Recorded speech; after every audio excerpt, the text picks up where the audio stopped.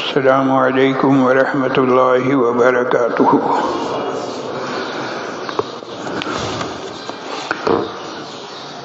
الحمد للہ نحمده ونستعینه ونستغفره ونؤمن به ونتوکل علیہ ونعوذ باللہ من شرور انفسنا ومن سیئات اعمالنا، من يهده الله فلا مضل له ومن يضلله فلا هادي له، ونشهد أن لا إله إلا الله وحده لا شريك له، ونشهد أن سيدنا وسندنا ونبينا ومولانا محمدا عبده ورسوله، صلى الله تعالى على خير خلقه محمد وعلى آله وصحبه أجمعين، وبارك وسلم تسليما كثيرا كثيرا. أما بعد، فأعوذ بالله من الشيطان الرجيم. بسم الله الرحمن الرحيم. وهم يصطرخون فيها ربنا أخرجنا نعمل صالحا غير الذي كنا نعمل أولم نعمركم ما يتذكر فيه من تذكر وجاءكم النذير فذوقوا فما للظالمين من نصير. وقال تعالى ومن نعمره ننكسه في الخلق أفلا تعقلون. آمنت بالله صدق الله مولانا العظيم وبلغنا رسوله النبي الكريم، ونحن على ذلك من الشاهدين والشاكرين، والحمد لله رب العالمين. جزا الله عنا محمدا صلى الله عليه وسلم ما هو أهله. جزا الله عنا محمدا صلى الله عليه وسلم ما هو أهله. جزا الله عنا محمدا صلى الله عليه وسلم ما هو أهله. محترم حاضرین، قرآن کریم کے دو مختلف جگہوں سے میں نے آیات آپ کے سامنے تلاوت کی ہیں. ان آیات کریمہ کی روشنی میں آج جس موضوع پر گفتگو کرنی ہے وہ یہ ہے کہ بڑھاپا ایک نعمت ہے. ظاہر ہے کہ بوڑھا ہونا ایک ایسی چیز ہے جو تقریباً ہر انسان کے ساتھ ہے، جس کے مقدر میں اللہ تعالیٰ نے کوئی طویل عمر نہیں لکھی. جلدی اس دنیا سے چلا گیا وہ تو چلا گیا، 25 30 40 میں چلا گیا، لیکن اس کے بعد جو لوگ جی رہے ہیں وہ بسا اوقات اس بڑھاپے کو کہنا چاہیے اس کی وجہ سے پریشان ہوتے ہیں، ایک مصیبت سمجھتے ہیں. ان کا خیال ہوتا ہے کہ یہ تو بڑی تکلیف دہ چیز ہے. تو شریعت مطہرہ کی روشنی میں آج جو گفتگو کرنی ہے وہ یہ کہ یہ بڑھاپا یہ کوئی مصیبت نہیں ہے، یہ کوئی آفت نہیں ہے. مختلف بیماریاں، یہ کوئی بیماریاں ایسی پریشان کن بات نہیں ہے.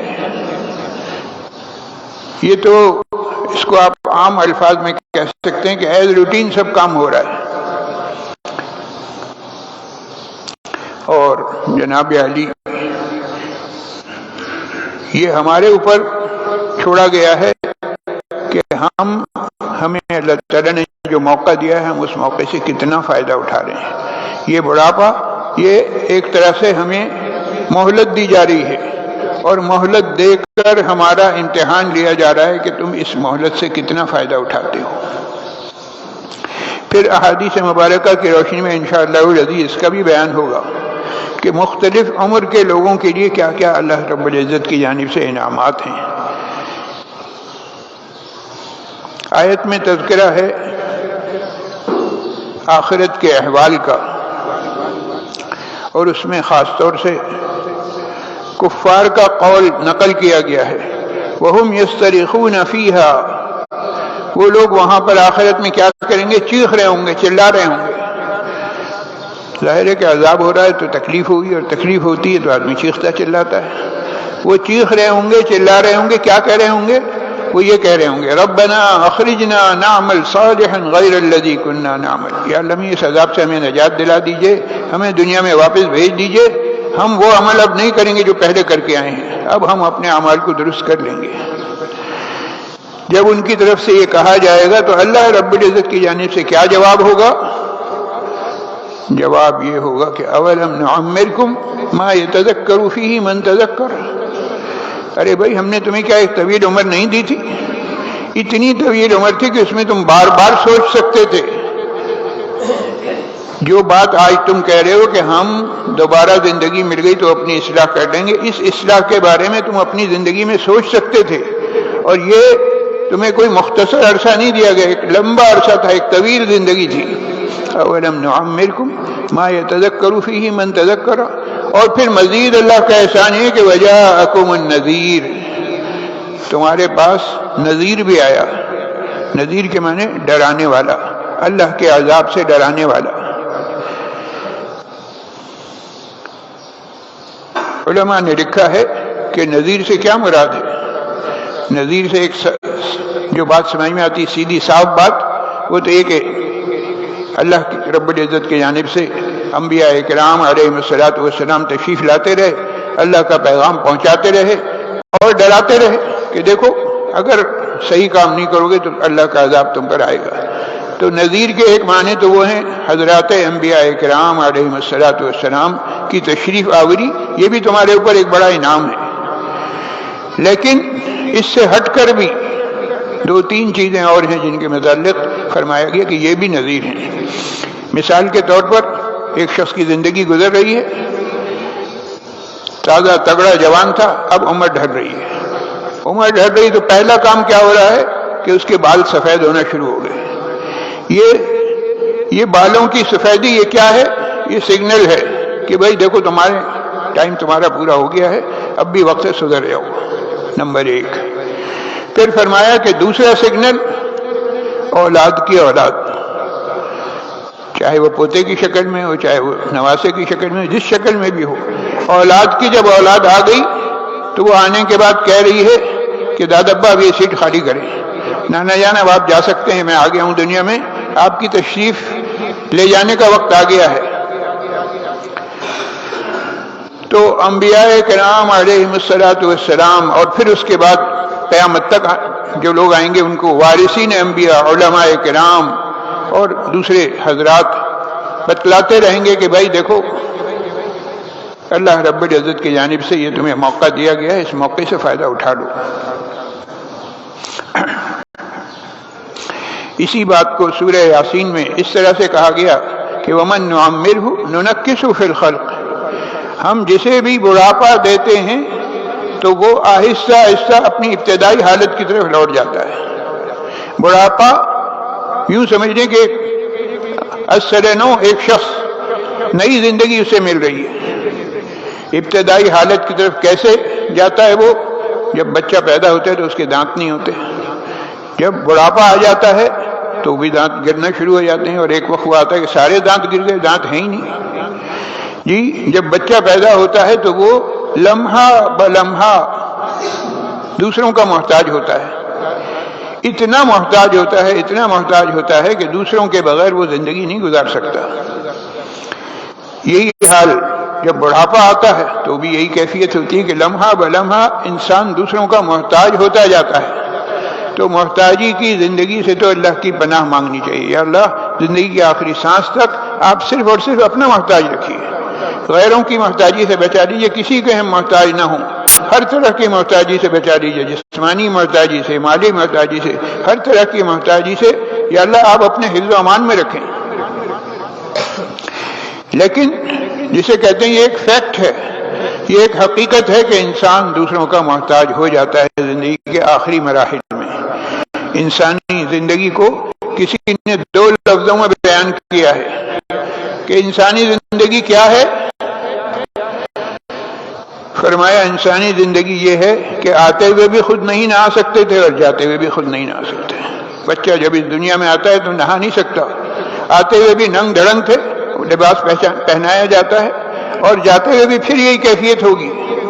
کہ تم اپنا کوئی لباس پہن کے نہا بھی نہیں سکتے، کوئی لباس بھی نہیں مل سکے، تمہیں دوسرے نہلائیں گے اور دوسرے تمہیں لباس پہنائیں گے اور تمہیں آخرت کی طرف روانہ کر دیں گے۔ اس پر غور کرو کہ تم اتنے کہنا چاہیے کچھ بھی نہیں کر سکتے، اتنے بے بس ہو تم، اس کے باوجود مٹی کا یہ پتلا اکڑ فون دکھاتا ہے، تو وہ کہتا ہے کہ اوہو تم نے کیا سمجھ رکھا ہے، تم مجھے جانتے نہیں میں کون ہوں۔ تو میں جو کرتا ہے تو میں کرنے والی بکری جو ہے وہ سب سے پہلے ذبح کی جاتی ہے۔ تو خلاصہ یہ ہے کہ دنیا میں زندگی گزارو لیکن اکڑ پھونک کے ساتھ نہیں، تکبر کے ساتھ نہیں، عاجزی کے ساتھ، انکساری کے ساتھ۔ ہر لمحہ یہ سوچو کہ میں تو کچھ نہیں ہوں، ہم تو کچھ نہیں ہیں، ہماری کوئی حیثیت نہیں ہے، یہ تو اللہ کا کرم ہے، اللہ نے کچھ ہمیں موقع دے دیا کہ ہم نیکیاں سمیٹ لیں۔ تو جو بات اب تک کہی گئی اس کا خلاصہ یہ ہے کہ بھئی بڑھاپا تو آنا ہی آنا ہے اور بڑھاپے کے ساتھ عوارض بھی آئیں گے، لیکن اس بڑھاپے کو بھی اللہ کی نعمت سمجھو، اور یہ جو عوارض آ رہے ہیں مختلف بیماریاں وغیرہ ان کو بھی اللہ کی نعمت سمجھو۔ کس طرح سے نعمت؟ نمبر ایک شخص بیمار ہو جاتا ہے، چاہے جوان ہو چاہے بوڑھا ہو، جو شخص بھی بیمار ہوتا ہے تو حالت مرض میں جب وہ گرفتار ہے اس وقت وہ جتنی دعائیں کرے گا مریض کی دعا اللہ تعالیٰ قبول فرماتے ہیں۔ ذرا غور کیجئے کتنا بڑا اللہ کا انعام ہے، حالت مرض میں دعائیں قبول ہوتی ہیں۔ نمبر دو، میٹر ڈاؤن رہتا ہے، بیماری سے پہلے وہ جتنے معمولات کر رہا تھا، جو دعائیں پڑھ رہا تھا، جو ذکر و اذکار کر رہا تھا، جو صورتیں پڑھ رہا تھا، اس کی جو بھی معمولات تھے، اب بیماری کی وجہ سے نہیں کر پا رہا، تو نہ کرنے کے باوجود اس کو ثواب ملتا رہے گا۔ یہ کیا چیز ہے؟ یہ ہے میٹر ڈاؤن رہنا۔ اور تیسری بات، اللہ کے نیک بندوں کی دعاؤں کا ملنا۔ اللہ کے نیک بندے دعائیں کرتے رہتے ہیں سب کے لیے، اور خاص طور سے مریضوں کے لیے، بیماروں کے لیے دعا ہوتی ہے، تقریباً ہر مسجد میں ہوتی ہے۔ تو بیماروں کے لیے دعا ہوتی ہے اور اللہ کے نیک بندے دعائیں کرتے ہیں، یہ ایک انعام ہے اللہ کا مریض کے لیے۔ تو یہ تو بیماری کے فوائد بتائے گئے۔ ایک طرف تو یہ تعلیم ہے کہ بڑی سے بڑی بیماری سے گھبرانا نہیں ہے ایک، دوسری طرف یہ بھی تعلیم ہے کہ اس کی وجہ سے بیماری کو مانگنا بھی نہیں ہے۔ مانگنا کیا چیز ہے؟ مانگنے والی چیز ہے عافیت۔ اللہ سے عافیت مانگو، کبھی بھی بھول کر بھی بیماری نہیں مانگو اس خیال سے کہ یہ فوائد ہوں گے، یہ بزرگوں کی دعائیں ملیں گی اور میری دعائیں قبول ہوں گی۔ نہیں، بیماری ہرگز نہ مانگو۔ اللہ سے ہر وقت کیا چیز مانگو؟ عافیت مانگو۔ ہمارے اکابرین میں سے کسی بزرگ کا واقعہ ہے، غالباً حضرت حاجی امداد اللہ صاحب مہاجر مکی رحمہ اللہ کا واقعہ ہے کہ ایک مجلس میں بیٹھے ہوئے تھے اور حضرت یہی بیان فرما رہے تھے کہ بیماری ایک نعمت ہے۔ اب اسی دوران ایک شخص آتا ہے، انتہائی پریشان ہے، اور آتے ہی اپنی پریشانی کے عالم میں کہتا ہے حضرت اپنے کسی عزیز کا، پتہ نہیں اپنے بیٹے کا، باپ کا، بیوی کا، کس کا تذکرہ کر رہا ہے کہ وہ شدید بیمار ہے اور آپ اس کے لیے دعا کریں اللہ تعالیٰ اس کو صحت دے دے۔ ایک طرف حضرت مجلس میں بیٹھے ہوئے لوگوں کے سامنے یہ کہہ رہے ہیں کہ بیماری ایک نعمت ہے، دوسری طرف ایک شخص آتا ہے اور کہتا ہے کہ حضرت دعا فرما دیں، فلاں بیمار ہے اس کی صحت کے لیے دعا فرما دیں۔ اب لوگوں کے کان کھڑے ہو گئے کہ بھائی حضرت اب کیا جواب دیتے ہیں؟ ابھی تھوڑی دیر پہلے تو بیماری کو نعمت کہہ رہے تھے، اب کیا جواب دیں گے؟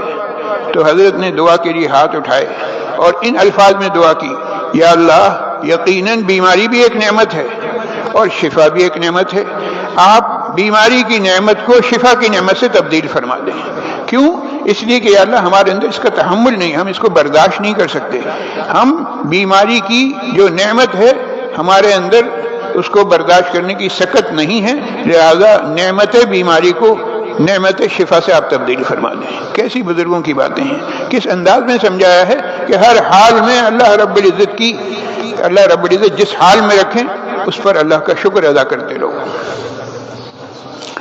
اور آگے چلیے، وہ جو گفتگو ہو رہی تھی کہ صاحب عمر کے مختلف حصوں میں اللہ رب العزت کی جانب سے انعامات کی بارشیں ہوتی ہیں، تھوڑا سا ان کا تذکرہ۔ حدیث قدسی ہے، حدیث قدسی کس حدیث کو کہا جاتا ہے؟ وہ حدیث جو بیان کر رہے ہیں رسول اللہ صلی اللہ علیہ وسلم، لیکن اللہ کے رسول صلی اللہ علیہ وسلم یہ بیان فرما رہے ہیں کہ اللہ تعالیٰ یہ فرماتے ہیں، تو اللہ کے فرمان کو جناب نبی کریم صلی اللہ علیہ وسلم جب ذکر کرتے ہیں کہ اللہ تعالیٰ یہ فرما رہے ہیں، تو ان الفاظ میں جو بات بیان کی جائے گی اس کو حدیث قدسی کہتے ہیں۔ تو حدیث قدسی میں بیان ہے کہ بندہ جب 40 سال کا ہو جاتا ہے تو اس کو یہ نعمت ملتی ہے کہ اللہ تعالیٰ 3 بڑی بیماریوں سے اس کو محفوظ کر دیتے ہیں۔ 40 سال کا ہو گیا لہذا 3 بڑی بیماریوں سے محفوظ، نمبر 1 جنون، نمبر 2 جزام، اور نمبر 3 برس۔ یہ 3 بیماریاں اس شخص کو نہیں ہوں گی جس کی عمر 40 سال ہو گئی۔ اور آگے چلیے، جس شخص کی عمر 50 سال ہو جائے فرمایا کہ اس کا حساب آسان ہو جائے گا، اللہ رب العزت کے ہاں وہ پہنچے گا تو اس کا حساب آسان ہوگا۔ اللہ سے مانگنا چاہیے اللہم حاسبنی حسابا یسیرا، یا اللہ ہمارا حساب جو ہے آسان حساب کر دیجیے، اور آسان حساب کیا ہے کہ بلا کسی حساب و کتاب کے جنت میں ہمیں داخل کر دیجیے، تو یہ اللہ سے مانگتے رہنا چاہیے۔ یہ تھا 40 اور 50 سال کی عمر کے لوگوں کا۔ اب ایک شخص کی عمر ہو جاتی ہے 60 سال، فرمایا 60 سال کی عمر میں اللہ کی طرف سے انعام یہ ہوتا ہے کہ رجوع الی اللہ کی کیفیت میں اضافہ ہو جاتا ہے، اللہ کی طرف رجوع کرتا ہے، اللہ سے مانگتا ہے، اور کہنے کا مقصد یہ کہ پہلے بھی نماز پڑھتا تھا، روزے رکھتا تھا، عبادات کرتا تھا، لیکن اب توجہ زیادہ ہو جاتی ہے۔ یہ توجہ کا زیادہ ہونا یہ ایک نعمت ہے، اور یہ نعمت کب مل رہی ہے؟ جب عمر 60 سال ہو جاتی ہے۔ اور فرمایا کہ اگر 70 سال عمر ہو جائے تو اللہ بھی اس سے محبت کرتا ہے، اور اللہ کے فرشتے بھی اس سے محبت کرتے ہیں۔ اللہ اور اس کے فرشتوں کی محبت کا یہ شخص جو ہے مورد بن جاتا ہے، مظہر بن جاتا ہے، مصداق بن جاتا ہے۔ یہ تھا 70 سال کی عمر میں۔ اور اگر عمر اور آگے بڑھ جائے، 80 سال ہو جائے، تو 80 سال کی عمر میں اللہ رب العزت کی جانب سے انعام یہ ہوتا ہے، اللہ تعالیٰ فرماتے ہیں اس کی صرف نیکیاں لکھو، گناہ اس کے نہ لکھو۔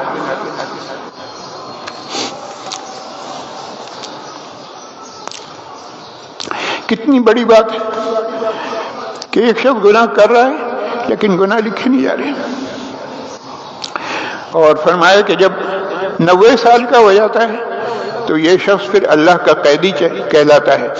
جب اللہ کا قیدی ہے تو اللہ تعالیٰ فرماتے ہیں اس کے اگلے پچھلے سارے گناہ معاف۔ ذرا غور کیجئے کہ ہم تو بڑھاپے کو، ہم تو بیماریوں کو مصیبت سمجھ رہے ہیں، اور اللہ اور اللہ کے رسول صلی اللہ علیہ وسلم فرمانے یہ تمہارے لیے نعمت ہے۔ بات شروع ہوئی تھی یہاں سے کہ بڑھاپا ایک نعمت ہے، کس طرح سے نعمت ہے اس کا میں نے تذکرہ کیا۔ تو 90 سال کا جب ہو جاتا ہے تو اس کے نہ صرف یہ کہ اگلے پچھلے سارے گناہ معاف ہو جاتے ہیں، بلکہ اس کو اللہ تعالیٰ اختیار دے دیتے ہیں کہ اپنے اہل و عیال میں سے جس کے لیے چاہے وہ شفاعت کرے۔ صرف شافع نہیں ہوتا، شافع و مشفع، تم جس کی سفارش کرو گے تمہاری سفارش قبول کی جائے گی، تمہاری سفارش پر تم جس کو کہو گے اللہ اس کو جنت میں داخل کر دیں گے۔ تو بھائی موت تو لازمی آنی ہے، موت سے تو مفر ہے نہیں۔ اگر اس حالت میں آ جائے کہ اللہ راضی ہو تو اس سے بڑھ کر خوبصورت کوئی بات نہیں، چاہے بظاہر کتنا ہی خوفناک منظر ہو۔ موت کا منظر کوئی ایسا منظر نہیں ہوتا کہ آسانی سے ہضم ہو جائے، موت کا منظر بڑا ہی خطرناک منظر ہوتا ہے۔ اور سب سے بڑی بات ہے کہ ادھر موت آئی، ادھر جو ہے وہ کیا کرتے ہیں، اٹھایا لے جا کے قبرستان میں مٹی میں دبا دیا۔ اور دبانے والے کون ہیں؟ کوئی غیر نہیں ہوتے، اپنے ہی ہوتے ہیں، اپنے لے جا کر اپنوں کو مٹی میں دبا دیتے ہیں۔ کہنے والے نے کہا ہے دبا کے چل دیے سب دعا نہ سلام، دبا کے چل دیے سب دعا نہ سلام، ذرا سی دیر میں کیا ہو گیا زمانے کو۔ یہ زمانہ، یہ تھوڑی دیر پہلے جو بھائی کہتے تھے، جو باپ کہتے تھے، جو یہ سب بھول گئے۔ اب اس شخص کا نام نہ بھائی ہے نہ باپ ہے، اس شخص کا نام ہے میت ہے۔ میت، ارے بھائی تجہیز تکفین جلدی کرو بھائی میت کی، ارے بھائی میت کو ادھر سے لے، سارے یعنی نام تک بھول گئے، رشتہ داری تک بھول گئے۔ یہ کیا ہوا؟ چٹ پٹ۔ یہ وہ اصول ہے جو اللہ کا بنایا ہوا قانون ہے۔ تو دعا کرنی چاہیے کہ ہماری موت اس طرح سے آئے کہ اللہ ہم سے راضی ہو۔ یا ایتھا النفس المطمئنہ ارجعی الی ربک راضیۃ مرضیہ، اللہ ہم سے راضی ہو اور ہم اللہ سے راضی ہوں۔ اس حالت میں اگر موت آ رہی ہے تو واقعتاً یہ موت قابل رشک موت ہے۔ واقعہ لکھا ہے حضرت عمر بن عبدالعزیز رحمہ اللہ کا۔ عمر بن عبدالعزیز رحمہ اللہ کے متعلق کہا گیا ہے کہ یہ 5ویں خلیفہ راشد ہیں۔ 4 تو خلفائے راشدین ہے ہی، عمر بن عبدالعزیز رحمہ اللہ نے جس طرح سے خلافت کی ہے تو اس کی روشنی میں کہا جاتا ہے کہ یہ 5ویں خلیفہ راشد ہیں۔ ان کا جب انتقال ہوا اور میت کو قبر میں اتارا گیا تو اچانک ایک پرچہ ہوا میں لہرا رہا تھا، اڑتا ہوا آیا اور آ کر ان کے سینے پر گرا۔ لوگ حیران، یہ کیا پرچہ ہے بھائی؟ اٹھا کر دیکھا تو اس میں لکھا ہوا تھا بسم اللہ الرحمن الرحیم براءۃ من اللہ لعمر بن عبدالعزیز من النار۔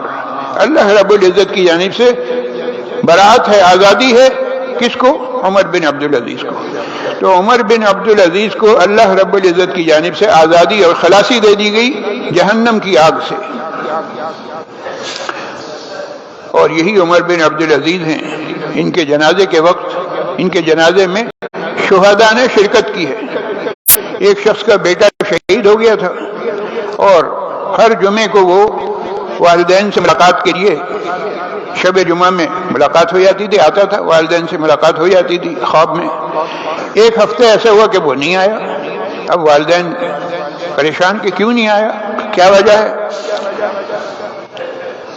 اگلے جمعے جب آیا تو اس سے پوچھا کہ ارے بھائی کیا بات ہے، گزشتہ جمعے تم نہیں آئے؟ کہنے اللہ کے حکم سے عمر بن عبدالعزیز کے جنازے میں شرکت کے لیے تمام شہداء گئے ہوئے تھے۔ اللہ تعالیٰ نے حکم دیا تھا تمام شہداء کہ جاؤ عمر بن عبدالعزیز کے جنازے میں شرکت کرو۔ کیوں؟ اس لیے کہ وہ بھی شہید ہیں، انہیں زہر دیا گیا تھا، زہر دے کر مارا گیا تھا، اور زہر دے کر جس شخص کو مارا جائے تو وہ شہید ہے۔ تو اللہ رب العزت کے ہاں ان کا مقام تھا، اس مقام کی وجہ سے اللہ تعالیٰ نے شہداء کو ان کے جنازے میں شرکت کا حکم دیا۔ یہ عمر بن عبدالعزیز کیسی شخصیت تھی، اور خود تو جو کچھ تھے گھر والوں کا کیا حال تھا۔ ان کی اہلیہ محترمہ فاطمہ بنت عبد الملک دنیا کی تاریخ میں سیاسی لحاظ سے اتنے بڑے مرتبے والی خاتون کوئی نہیں ہے۔ ذرا غور کیجئے، ایک عورت ہے، اس کا دادا بھی خلیفہ، باپ بھی خلیفہ، 4 بھائی خلیفہ، اور آخر میں خاوند بھی خلیفہ۔ 6 خلفاء جس عورت سے منسوب ہوں اس سے زیادہ سیاسی لحاظ سے مستحکم کون سی عورت ہوگی؟ اتنا بڑا اسٹیٹس آج تک کسی خاتون کو نہیں ملا۔ اور عمر بن عبدالعزیز کا حال یہ تھا، ایک زمانہ وہ گزرا ہے کہ ان کا حال یہ تھا کہ جب وہ سفر پر روانہ ہوتے تھے تو 60 اونٹوں پر ان کا صرف سامان جاتا تھا، جس میں اعلیٰ قسم کے کپڑے ہوتے تھے، عمدہ عطر وغیرہ ہوتے تھے، دنیا جہان کی چیزیں ہوتی تھیں۔ بار بار لباس تبدیل کرتے تھے، ہر پہر کا لباس الگ تھا، صبح کا الگ، دوپہر کا الگ، سپہر کا الگ، رات کا شام کا الگ، بار بار لباس تبدیل کریں۔ ایک دفعہ جو لباس پہن گئے پھر وہ دوبارہ نہیں پہنتے تھے۔ ایسی شان و شوکت سے رہنے والا شخص، اس کو جیسے ہی اقتدار ملا اس نے سارا مال جو ہے بیت المال میں جمع کروا دیا، اور خود جو ہے معمولی قسم کے لباس میں رہا کرتا تھا۔ مرض وفات میں گرفتار ہیں، ان کو دیکھنے کے لیے بچوں کے ماموں آئے تو ماموں نے اپنی بہن سے کہا کہ ربی ان کے کپڑے میلے ہو رہے ہیں، تبدیل کروا دو۔ وہ سن کے خاموش ہو گئی، کچھ نہیں کہا۔ پھر 2-3 دن کے بعد آئے، پھر جب بھی وہ آتے یہی کہتے کہ ربی کپڑے تبدیل کروا دو۔ آخر میں بہن نے کہا بھائی ان کے پاس اور کوئی کپڑے نہیں، صرف ایک جوڑا ہے۔ منصب خلافت سنبھالتے ہی بیوی سے کہا فاطمہ اب میں تمہارے حقوق ادا نہیں کر سکتا، لہذا ایسا ہے کہ میں تمہیں طلاق دیتا ہوں، طلاق لے لو، تم جاؤ۔ بیوی نے جواب دیا کہ جب سکھ میں ساتھ تھی تو دکھ میں کیسے چھوڑ سکتی ہوں۔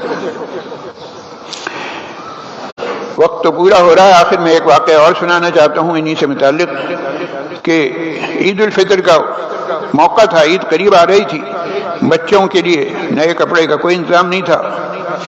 بیوی نے ذکر کیا کہ بچوں کے لیے کپڑے نہیں ہیں، عید کے کپڑے بنانے ہیں، کہنے میرے پاس پیسے نہیں ہیں۔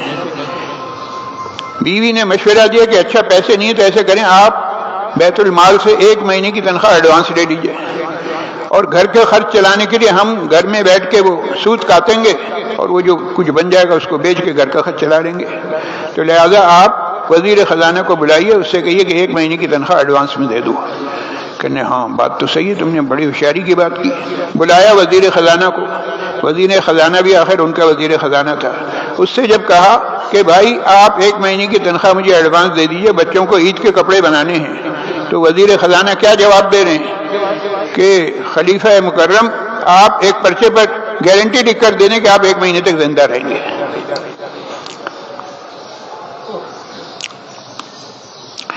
جواب سن کر آنکھوں میں آنسو آ گئے. اہلیہ سے کہا کہ بھائی انتظام نہیں ہو سکتا. آخر دن گزرتے رہے، عید کا دن آ گیا. عید کے دن سب عزیز اشرار نئے نئے کپڑوں میں، زر برق لباس میں، اور ان کے بچے وہی پرانے لباس میں. کسی نے ان بچوں سے کہا کہ بھئی آپ کو رنج تو ہوتا ہوگا کہ کیسا باپ ہے کہ عید کے موقع پر بچوں کے لیے نئے کپڑے تک نہیں بنا سکا. تو بچے بھی انہی کے بچے تھے. بچوں نے کیا جواب دیا؟ نہیں، ہمیں کوئی رنج نہیں ہے، بلکہ آج ہمارا سر فخر سے بلند ہے کہ ہمارے باپ نے قومی خزانے میں خیانت نہیں کی. ذرا غور کیجئے کہ کس طرح سے خلافت کی، کس طرح سے خلافت کا حق ادا کیا. جب آدمی ایسی زندگی گزارتا ہے تو پھر وہ وفات کے وقت شہداء بھی آ رہے ہیں، برات کا پرچہ بھی گر رہا ہے. یہ تمام چیزیں کس بات کی علامت ہیں کہ اللہ ان سے راضی ہے. اگر ہم اللہ سے راضی ہو جائیں تو ہمارا بیڑا پار ہوگا. اور اسی کی کوشش کرنی چاہیے کہ موت سے پہلے پہلے ہم اللہ کو راضی کر سکیں. اللہ کو اگر ہم نے راضی کر لیا تو سمجھ لیجئے کہ واقعتاً ہم کامیاب ہیں. واقعتاً ہم اس دنیا سے اس طرح سے جائیں، اس آیت کا مصداق بن کر کہ یا ایتھا النفس المطمئنہ ارجعی الی ربک راضیۃ مرضیہ. اللہ کی طرف لوٹ جاؤ. کس حالت میں کہ اللہ تم سے راضی ہو اور تم اللہ سے راضی ہو. اس کے لیے مجھے بھی کوشش کرنی ہے، آپ کو بھی کوشش کرنی ہے، اپنے اعمال کو درست کرنا ہے اور فکر کرنی ہے کہ ہم اس آیت کا مصداق بن سکیں. اللہ تعالیٰ اس کے مطابق اس کا ہمیں مصداق واقعی بنا دے. یہ ایک اعلان ہے، اس کو ذرا غور سے سن لیجئے. B35 5C ناظم آباد، اس میں رہائش پذیر جناب صفدر علی خان صاحب کا انتقال ہو گیا ہے. انا للہ و انا الیہ راجعون.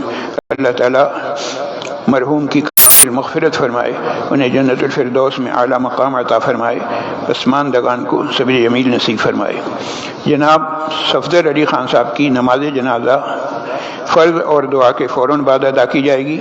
اور نماز جنازہ کی امامت کے لیے بزرگ تشریف لائے ہیں حضرت حافظ منیر صاحب نقشبندی، جو کہ خلیفہ ہیں حضرت ڈاکٹر غلام مصطفیٰ خان صاحب رحمۃ اللہ علیہ کے. ان سے درخواست کی گئی ہے انشاءاللہ العزیز وہ تشریف لائیں گے اور نماز جنازہ وہی پڑھائیں گے. یہ دعائے صحت کی درخواست ہے عرفان بھائی کے لیے، محمد علی صاحب کی والدہ کے لیے، حمزہ نامی بچے کے لیے، والدہ اسد، حاجی ظہور صاحب، نور الحق صاحب. اس میں پھر لکھا ہے عرفان صاحب، عرفان احمد صاحب ICU میں ہیں، عبد الحادی صاحب، قاضی متین صاحب، عبد الوحید صاحب. سعد نامی بچہ اور اس کی بہن شدید علیل ہیں. اس کے علاوہ ہمارے یہاں کے ایک نوجوان نمازی ہیں، ان کی والدہ بھی کئی دن سے بیمار چل رہی ہیں. خصوصی طور پر دعا فرمائیں اللہ تعالیٰ انہیں اور دیگر تمام بیماروں کو شفائے کاملہ عاجلہ مستمرہ دائمہ نصیب فرمائے. راحت علی اور شاہد علی، پروفیسر خورشید عالم شہزاد صاحب کی والدہ اور ریاض صاحب کے والد کے لیے دعائے مغفرت کی درخواست کی گئی ہے. اللہ تعالیٰ ان کی اور دیگر تمام مرحومین کی کامل مغفرت فرمائے، انہیں جنت الفردوس میں اعلیٰ مقام عطا فرمائے، پسماندگان کو صبر جمیل نصیب فرمائے. وآخر دعوانا ان الحمد للہ رب العالمین.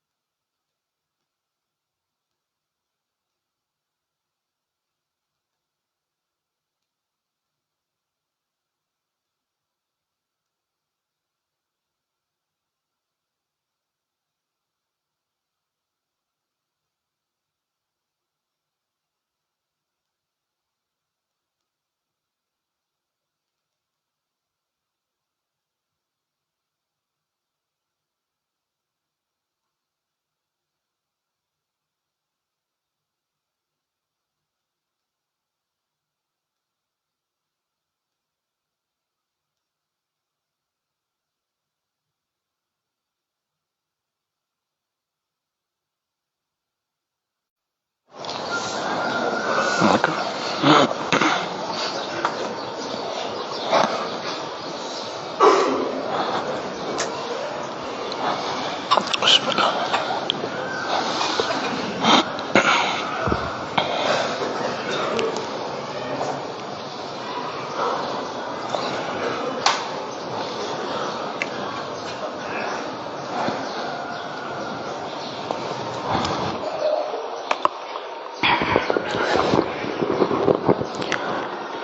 الله أكبر الله أكبر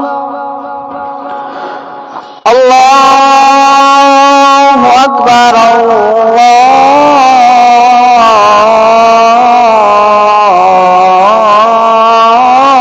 الله أكبر. أشهد أن لا إله إلا الله.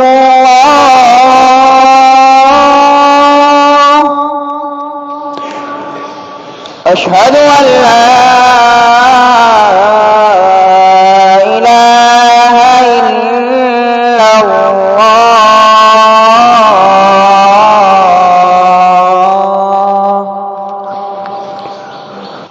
أشهد أن محمدًا رسول الله.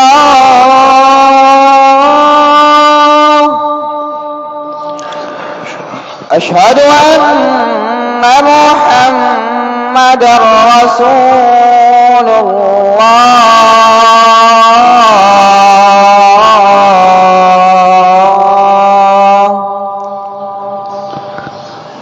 حي على الصلاة.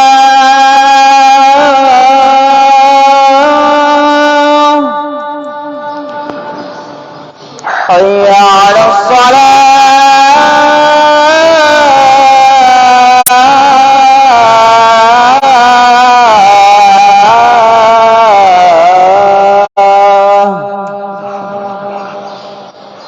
حي على الفلاح.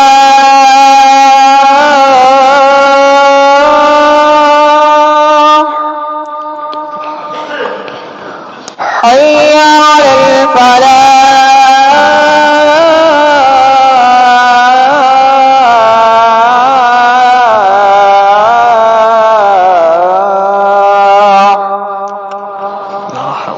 الله أكبر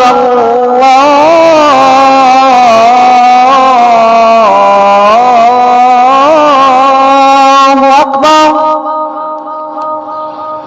لا إله إلا الله.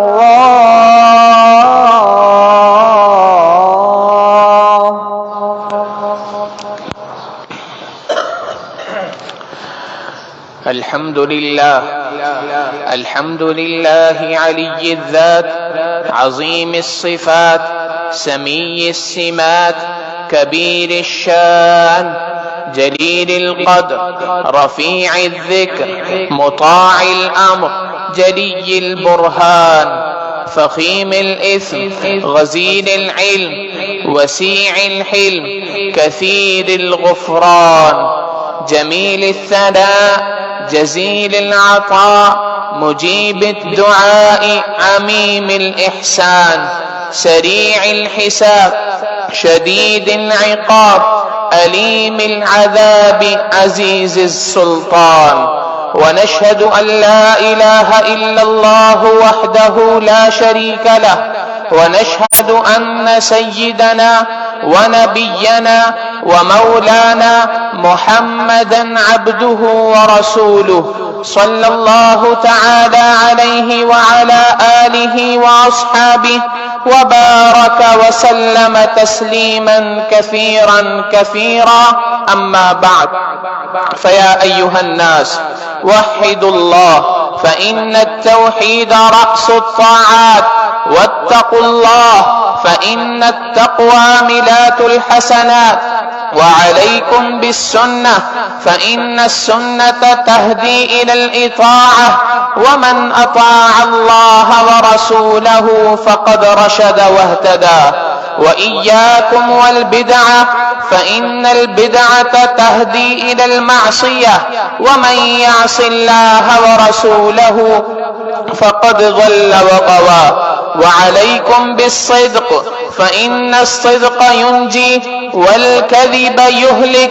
وعليكم بالإحسان فإن الله يحب المحسنين. ولا تقنطوا من رحمة الله فإنه أرحم الراحمين. ولا تحبوا الدنيا فتكونوا من الخاسرين. ألا وإن النفس لن تموت حتى تستكمل رزقها فاتقوا الله وأجملوا في الطلب وتوكلوا عليه فإن الله يحب المتوكلين. وادعوه فإن ربكم مجيب الداعين. واستغفروه يمددكم بأموال وبنين. أعوذ بالله من الشيطان الرجيم. فقلت استغفروا ربكم إنه كان غفارا يرسل السماء عليكم مدرارا ويمددكم بأموال وبنين ويجعل لكم جنات ويجعل لكم أنهارا. وقال تعالى وقال ربكم ادعوني أستجب لكم إن الذين يستكبرون عن عبادتي سيدخلون جهنم داخرين. بارك الله لنا ولكم في القرآن العظيم ونفعنا وإياكم بالآيات والذكر الحكيم. إنه تعالى جواد كريم ملك بر ورب رؤوف رحيم.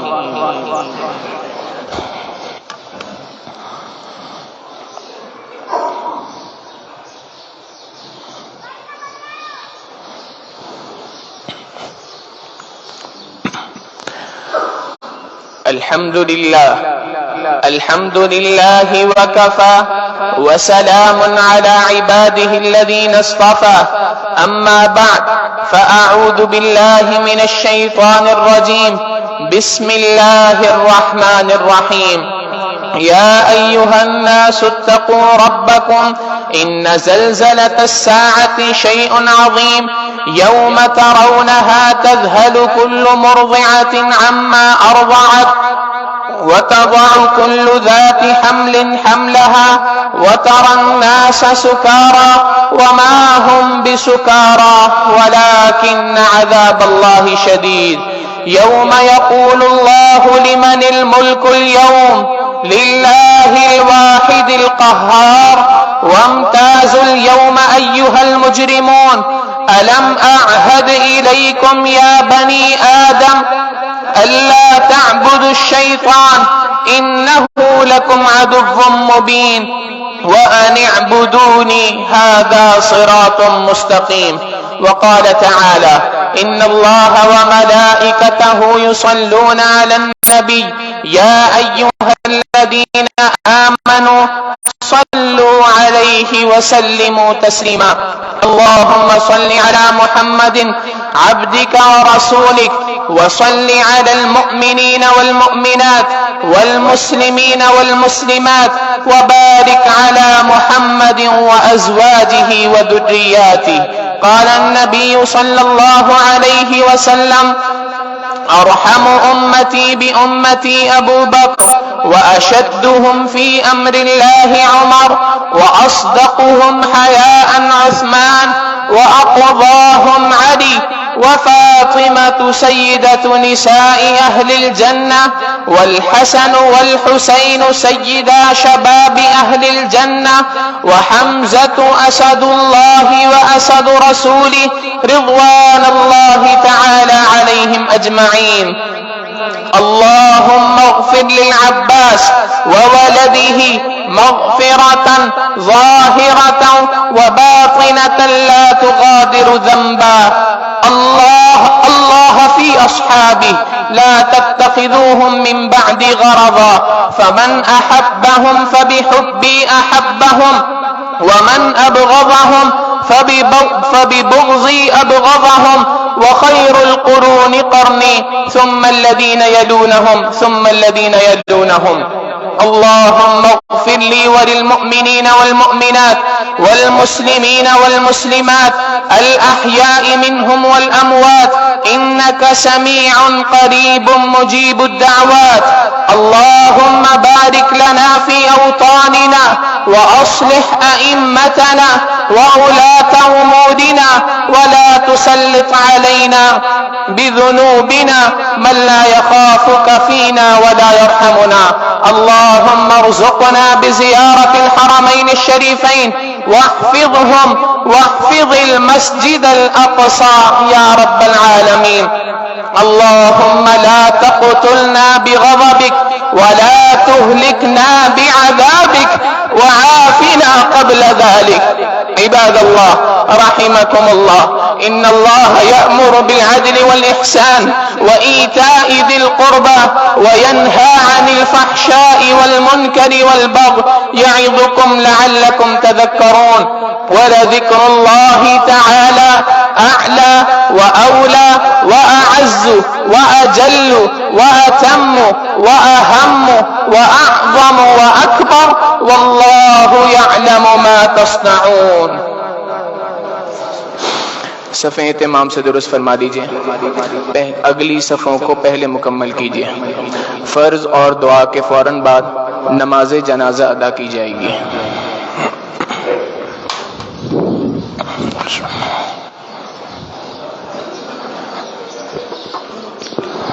الله أكبر الله أكبر الله أكبر الله أكبر.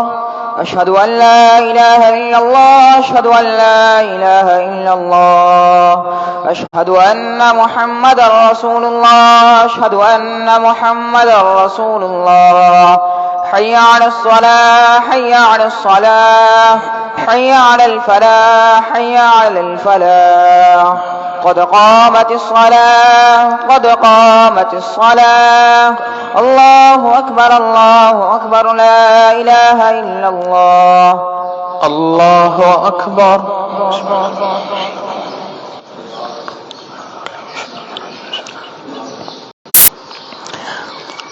الحمد لله رب العالمين الرحمن الرحيم مالك يوم الدين. إياك نعبد وإياك نستعين. اهدنا الصراط المستقيم صراط الذين أنعمت عليهم غير المغضوب عليهم ولا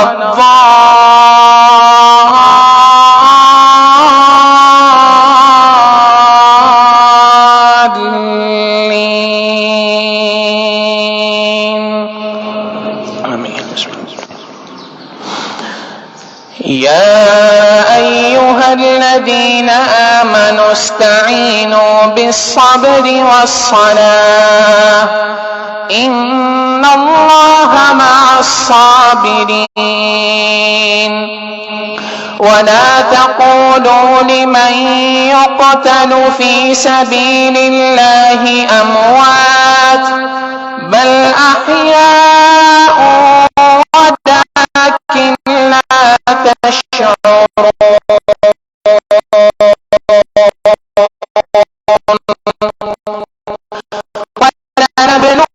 ولنبلونكم بشيء من الخوف والجوع ونقص من الأموال والأنفس والثمرات وبشر الصابرين الذين إذا أصابتهم مصيبة قالوا إنا لله وإنا إليه راجعون. الله أكبر.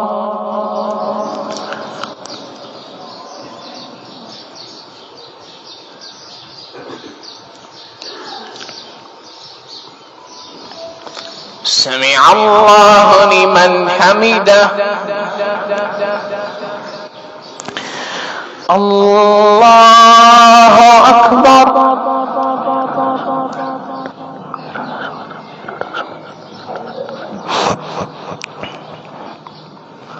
अल्लाह अकबर। अल्लाह अकबर।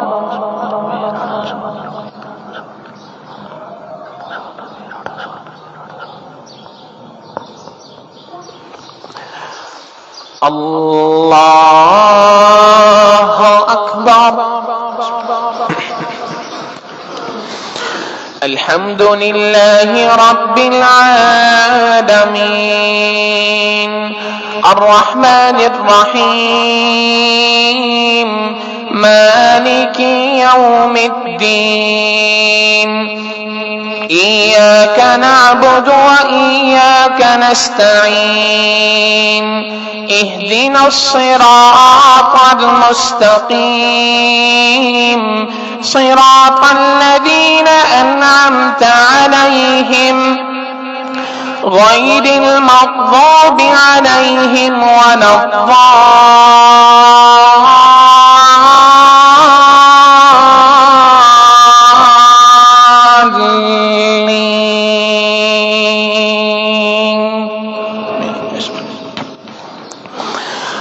कुल्लु नफ्सिन ज़ाइक़तुल मौत व इन्नमा तुवफ़्फ़ौना उजूरकुम यौमल क़ियामह फमन ज़ुहज़िहा अनिन नारि व उद्ख़िलल जन्नत फ़क़द फ़ाज़ वमल हयातुद दुन्या इल्ला मताउल गुरूर।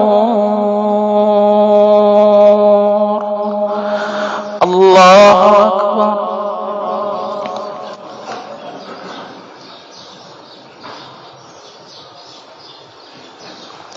समिअ अल्लाहु लिमन हमिदह। अल्लाह अकबर।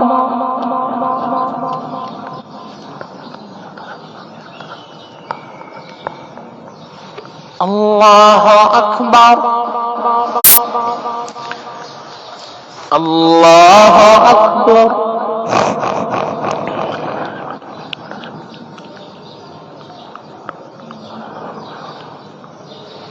अल्लाह अकबर।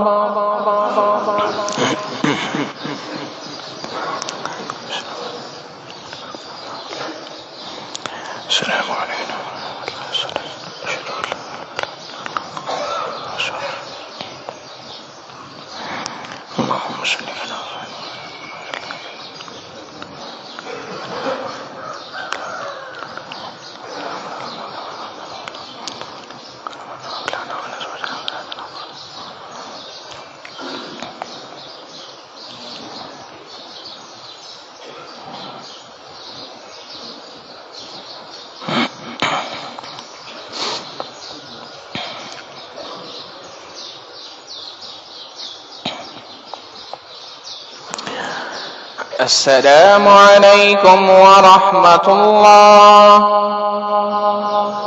अस्सलामु अलैकुम व रहमतुल्लाह। अल्लाहु अकबर। अस्तगफिरुल्लाह अस्तगफिरुल्लाह अस्तगफिरुल्लाह।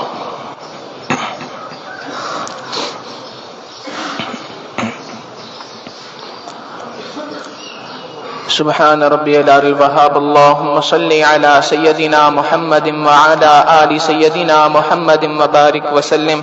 रब्बना ज़लमना अनफुसना व इन लम तग़फिर लना व तरहमना लनकूनन्न मिनल खासिरीन। करीम आका, हम आपके गुनाहगार सियाकार बंदे हैं। अल्लाह हमारे गुनाहों को माफ फरमा, हमारी खताओं से दरगुजर फरमा, हमारे ऐबों की पर्दापोशी फरमा। ए करीम आका, हमारे साथ रहमतों का मामला फरमा, हमारे साथ खैर का मामला फरमा, हमारे साथ करम का मामला फरमा।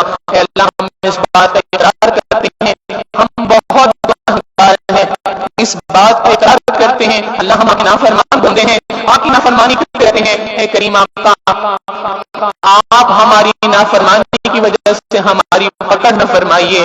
اللہ ہم تو نافرمان ہیں، پر آپ تو رحیم ہیں، آپ تو کریم ہیں، آپ تو حنان ہیں، آپ تو منان ہیں۔ اے کریم آقا، آپ کو آپ کے تمام پیارے پیارے ناموں کا واسطہ دیتے ہیں۔ اللہ حالات بتا رہے ہیں کہ آپ ہم سے ناراض ہیں۔ اللہ اپنی ناراضگی کو ہم سے ختم فرما دیجئے، اللہ اپنی ناراضگی کو ہم سے ختم فرما دیجئے، اللہ اپنی ناراضگی کو ہم سے ختم فرما دیجئے۔ اے کریم آقا، ہمارے گناہوں کی وجہ سے اللہ ہمارے بھائی پریشانیوں کے اندر ہیں، ہمارے بھائی مصیبتوں کے اندر ہیں۔